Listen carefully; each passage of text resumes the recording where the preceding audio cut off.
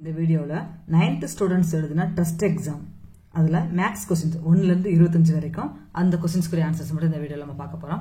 First question 161/742 இதோட எளிய வடிவில் உள்ள பகுதியின் இலக்கங்களின் கூடுதல்னு கேட்டிருக்காங்க. சோ இந்த ரெண்டு நம்பரும் என்ன சேர்ந்து பின்னத்தை நம்ம வாய்ப்பாடு சொல்லி அடிக்கணும்.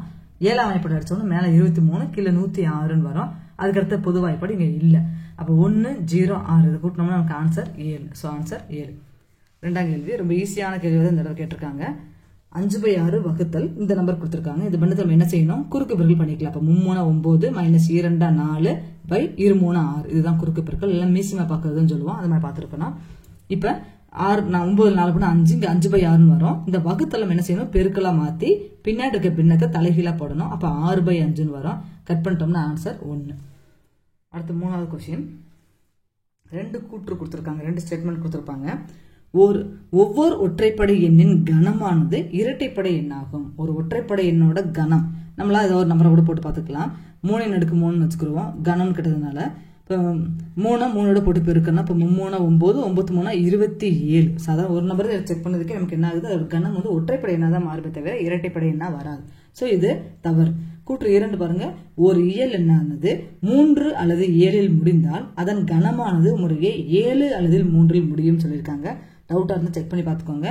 3 3ஓட கணம் போட்டு பாக்குறேன். பெருக்குனா 27 நமக்கு தெரியும். இப்ப 3ஓட கணம் 7ல முடியுது, 7ஓட கணம் 3ல முடியும். அப்ப கூற்று 2 வந்து சரி. அப்ப 1 தவறு 2 சரி. நாலாவது क्वेश्चन, எது சரின்னு சொல்லி கேட்டிருக்காங்க. மற்ற 3 ஆன்சருமே தவறு. இப்ப 3 0னா அது 1, 1ஓட 3 கூட்டினா இது 4. இது 1/3 நம்ம போடணும். அப்ப ஆன்சர் 1/9 வரும். இது அடுக்க பெருக்கி தான் எழுதுறோம். இப்போ 3 -10 வரும். இது மட்டும் தான் கரெக்ட். ஏன்னா பின்னத்தை மாற்றி போடுறதுனால அடுக்குல நம்ம மைனஸ் அப்படிங்கிற குறியை சேர்த்துக்கலாம். அஞ்சாவது क्वेश्चन, இதோட சுற்றளவு என்னன்னு கேட்டிருக்காங்க. பெரிமீட்டர் கேட்டிருக்காங்க.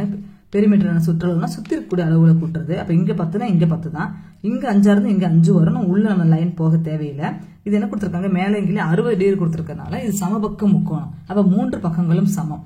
இங்க 60 இங்க 60 கண்டிப்பா இங்க 60 டிகிரி தான். அப்ப இங்க 5 சென்டிமீட்டர் இருந்தா இந்த ரெண்டு பக்கமும் 5 5 தான் வரப்போகுது. இப்ப எல்லாத்தையும் கூட்டுங்க.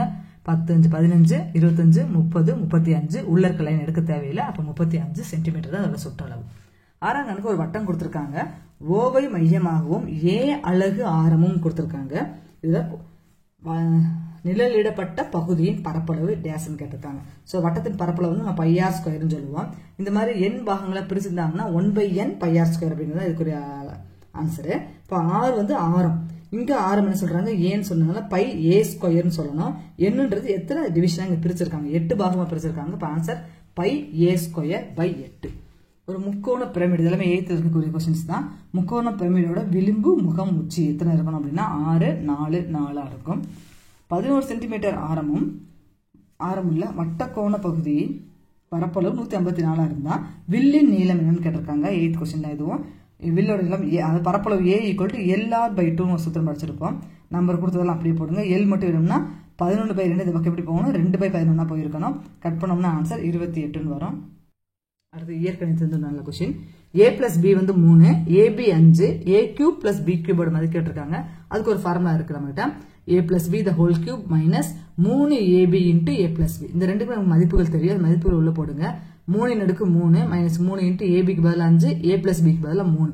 அது பெருக்கி 27 - 45 வரும். கழிச்சோம்னா -18 அப்படிங்கிறது ஆன்சர். 10வது கணக்கு ஒரு இருபடி சமன்பாடு கொடுத்து x = x - 4 × x - 7 கொடுத்துட்டு p யோட மதிப்பு கேட்டிருக்காங்க. சோ முதல்ல இதுல இருந்து ஆன்சர் கண்டிப்பா நம்ம இது ரெண்டையும் அப்படி பெருக்குங்க. பெருக்கணும்னாகும் x பெருக்குனா x². அடுத்து -7x - 4x + 28 வரும். அப்புறம் ரெண்டையும் கூட்டினா -11x நமக்கு வந்திருக்கும். இந்த இடத்துல தான் நமக்கு p போட்டு கொடுத்துருக்காங்க. கொஸ்டின்ல நல்லா கவனிச்சுக்கோங்க. இங்கேயும் மைனஸ் இருக்கு, நமக்கு வந்து ஆன்சர்ல இந்த இடத்துலயும் மைனஸ் இருக்கு. அப்ப p க்கு பதிலா 11 அப்படிங்கிற நம்பரை மட்டும் நம்ம எடுத்தா போதும். அடுத்து 14வது கேள்வி.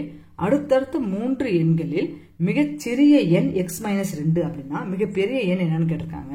அப்ப எக்ஸ்ல இருந்து ஆரம்பிச்சோம்னா அதுக்கு முன்னாடி நம்பர் x - 1, அதுக்கு முன்னாடி நம்பர்னா x - 2 அப்படி நம்ம எழுதிக்கலாம். இப்ப மிகப்பெரிய இது சின்ன எண்ணா இருந்தா இது அடுத்த பெரிய நம்பர், இது அதுதான் அதுக்கு அடுத்த பெரிய நம்பர். அப்ப x தான் கிரேட்டஸ்ட் நம்பர். 12 y = 5x என்ற நேர்கோடானது எப்போதும் டேஸ் வழியாக செல்லும். அப்படியே அது நேர்கோட தான் போக போகுது. 1க்கு நேரம் 5 2க்கு நேரம் 10 அப்படின்னு சொல்லி போகும். அது வந்து ஆதிப்புள்ளி வழியா போகும். அப்ப 0, 0 அப்படிங்கிற ஆதிப்புள்ளி. அடுத்து 13வது கேள்வி, 6வது ஃபிபோனசி நம்பர் அதோடைய அந்த எண்ணோட கனமூலம் என்னன்னு கேட்டிருக்காங்க. இப்போ ஃபிபோனசி நம்பர் நம்ம எழுதணும். 1 1ன்னு ஆரம்பிக்க போகுது நம்பர். ஃபிபோனசி நம்பர் அப்படிங்கிறது 1 1, அதாவது முன்னாடி அந்த 2 நம்பர் கூட்டினா 3வது நம்பர் கிடைக்கும். 1 1 கூட்டினா 2, 1 2 கூட்டினா 3, அந்த மாதிரி எழுதுறது. 1 2 1 1 2 3 5 8, 6வது நம்பர்னா 8. இந்த 8ஓட கனமூலம் கேட்டிருக்காங்க. இப்போ கனமூலம் கண்டுபிடிச்சா ஆன்சர் 2. 14வது கொஸ்டின், முக்கோணம் ஏபிசியில் கோணம் பி 90 டிகிரி எனில் முக்கோணம் ஏபிசியின் செங்கோட்டு மையம் எங்கு அமையும்? நம்ம நினைத்து இருக்கக்கூடிய கொஸ்டின் தான். செங்கோட்டு மையம் வந்து கர்ணத்தின் மேல் அமையும். சரி, 14 செங்கோட்டு மையம் வந்து எது கர்ணமோ அந்த இடத்துல அமையும். அப்ப கர்ணம் பின்னு கொடுத்து எது செங்கோணமோ அங்க அமையணும். செங்கோணம் பின்னு சொன்னதுனால செங்கோட்டு மையம் பியில தான் அமையணும். அடுத்தது 2 முக்கோணங்கள் வந்து வடிவத்த முக்கோணங்கள் அப்படின்னு சொல்லியிருக்காங்க. சிமிலர் ஆங்கிள் கோணம் ஏ 63 டிகிரி, கோணம் பி 57 டிகிரியா இருந்தா கோணம் சி நம்ம கண்டுபிடிச்சிடலாம். கோணம் சி வந்து 60 டிகிரியா வரும். கோணம் சியும் ஆரும் ஒரே மாதிரியா தான் இருக்கும். அப்ப நமக்கு ஆர் வந்து 60 டிகிரியா வரும். பின்வற்றில் எவை சார்பகா எண்கள் அப்படிதான் அடுத்த கொஸ்டின். சார்பகா எண்கள்ல அதோட பொதுவான வகுத்தி வந்து 1ங்கிற நம்பரை தவிர வேற எதுவும் வரக்கூடாது. மற்ற 3லயுமே 2 பொதுவான வகுத்தியா வரும். இதுல மட்டும்தான் வகுத்தி 1ன்னு வரும். அப்ப இதுதான் சார்பகா எண்கள். 8,15. அடுத்த கொஸ்டின் 17, இரு கோணங்கள் சர்வ சமமாகவும் மிகை நிரப்பிகளாகவும் இருப்பின் அவை டேஸ் ஆகும். சர்வ சமம்னா 2 கோணங்களும் சமமா இருக்கு அப்படின்னு சொல்லி அர்த்தம். மிகை நிரப்பிகள்லாம் அந்த 2 கோணத்தை கூட்டுறப்ப நமக்கு 180 டிகிரி வரணும்னு அர்த்தம். அப்ப அது செங்கோணமா இருந்தா தான் ஆன்சர் கரெக்டா வரும். 18, எந்த வழி வந்து நேரத்தை குறைந்த அளவு நேரத்தை எடுத்துக்கொள்ளும் சொல்லி கேட்டிருக்காங்க. நம்ம இப்படியே போட்டு பார்க்க வேண்டியதுதான். ரொம்ப ஈஸி தான். ABCE. அப்ப ஏல இருந்து பிக்கு எவ்வளவு? 17 மணி நேரம். பில இருந்து சிக்கு 5 மணி நேரம். சில இருந்து இக்கு 8 மணி நேரம். இப்படி போட்டு கூட்டினீங்கன்னா இந்த ஆன்சர்ஸ் வரும். இதுல எது கம்மியான நேரம்னா 30. அப்ப ABCE தான் நமக்கு ஆன்சர். அடுத்த கொஸ்டின் பொறுத்துக்கு கேட்டிருக்காங்க. நடுக்கோடுகள் வெட்டும் புள்ளி தான் நடுக்கோட்டு மையம். அடுத்து செங்குத்து கோடுகள் வெட்டும் புள்ளி செங்கோட்டு மையம். கோண இருசுமை வெட்டி வெட்டுறது தான் உள்வட்ட மையம். மைய குத்து கோடுகள் வெட்டுறது தான் சுற்றுவட்ட மையம். அப்ப இந்த ஆன்சர் படி எடுத்தோம்னா 3வது ஆன்சர் தான் நமக்கு தேவையானது. அடுத்து 2 பலவுள் தெரிவு வினாக்கள் மல்டிபிள் சாய்ஸ் கொஸ்டின்ல ABCD என்ற தெரிவுகளிலிருந்து சரியான விடையை தேர்ந்தெடுக்க எத்தனை விதமான வழிகள் உள்ளன? ஒரு கொஸ்டினுக்கு ஆன்சர் கொடுக்க ABCD 4 ஆன்சர் இருக்குன்னா 4 விதமான வழிகள் நம்மகிட்ட இருக்குது. 2வது கொஸ்டினுக்கு அதே மாதிரி 4 விதமான வழிகள் இருக்கு. அப்ப 2ஐயும் நம்ம பெருக்கி போடணும். 4 16. 2 சாய்ஸ் நம்ம என்ன செய்யணும்? இங்க பெருக்கி தான் போடுவோம்.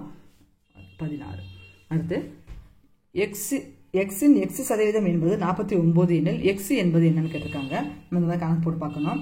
X சதவீதம்னா X/100ன்னு போட்டுக்கலாம். அது வந்து இன்னொரு Xோட தான். அப்ப equal to 49. X² equal to 100 இந்த பக்கம் பெருக்கல வந்தா 4900 ஆயிரும். அப்ப X மட்டும் வேணும்னா 4900க்கு வர்க்கமூலம் பார்த்தோம்னா அது ஆன்சர் 70 அப்படின்னு சொல்லி வரும். அடுத்து ஒருவர் 8 பொருட்களை 1000க்கு வாங்கி ஒவ்வொரு பொருளையும் 120க்கு விற்கிறார் எனில் அவர் அடைந்த நட்ட சதவீதம் என்னன்னு கேட்டிருக்காங்க. முதல்ல 120க்கு ஒரு பொருள் விற்கிறாங்க. அப்போ ஒரு பொருளோட விலை என்னன்றது நம்ம கண்டுபிடிக்கலாம். மொத்தமா 8 பொருள் 1000 ரூபாய்க்கு வாங்கியிருக்காங்க. அப்போ ஒரு பொருளோட விலை வேணும்னா அதை 8ஆல வகுக்கணும். இப்ப 125 ரூபா வருது. நமக்கு பார்த்தாலே தெரியுது 5 ரூபா நஷ்டம். 125 ரூபாய்க்கு வாங்கி அதை 120 ரூபாய்க்கு வித்திருக்காங்க. சோ எவ்வளவு நஷ்டம்? 5 ரூபா. இந்த 5 ரூபா நஷ்டம் வந்து எவ்வளவுக்கு வாங்கின விலை? 125 ரூபாய்க்கு. அப்ப இன்ட்டு 100 அப்படிங்கிறது நமக்கு தேவையான சதவீதம். கட் பண்ணோம்னா ஆன்சர் 4% அப்படின்னு கிடைக்கும்.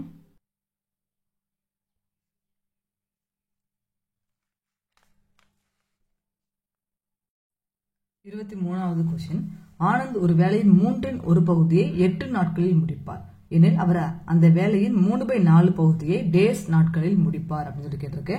அந்த வேலையை எக்ஸா எடுத்துக்க போறோம். அதுல 1/3 ஒரு பங்குனா 1/3 போட்டு பிரிக்கிறோம். அது வந்து 8 நாள் சொல்லியிருக்காங்க. அப்ப இதுல இருந்து எக்ஸா கண்டுபிடிச்சோம்னா 3 வகுத்துல இருக்கு, இந்த பக்கம் பெருக்கல போயிருக்கும். அப்ப 8 3 இருக்குன்னா 24. அப்ப வேலை முடியறதுக்கு மொத்தம் 24 நாள் ஆயிருக்கு. இப்ப என்ன கேட்டிருக்காங்க? 3/4 பகுதின்னு கேட்டிருக்காங்க. அப்ப மொத்தம் 24ல 3/4 பங்கு எவ்வளவுன்னு பார்த்தோம்னா ஆன்சர் 18.